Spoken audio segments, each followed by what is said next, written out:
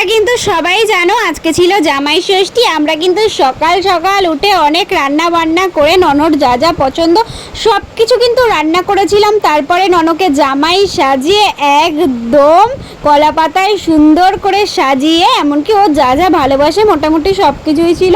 আর সবচাইতে পছন্দের ছিল আম, যেটাও ফার্স্টে একটুখানি তুলে খেয়েছিল। তারপরে দেখো আমি ভাত খাওয়াতে চাইছি, কিছুতেই ও ভাত খাবে না। কেন আমি জানি না, কারণ ও একদমই খেতে চায় না। তোমরা কিন্তু সবাই বলো ওকে জামাই সেজে কেমন লাগছে। আর দেখো ও খুব সুন্দর করে বসে পোজ দিচ্ছিল, খুব সুন্দর ফটোও তুলেছি ওর, সব কিছু তোমাদের সাথে শেয়ার করলাম।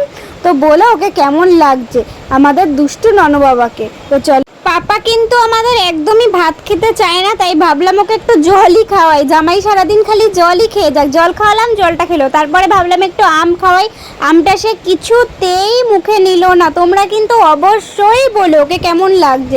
তো চলো, bye bye, love you all.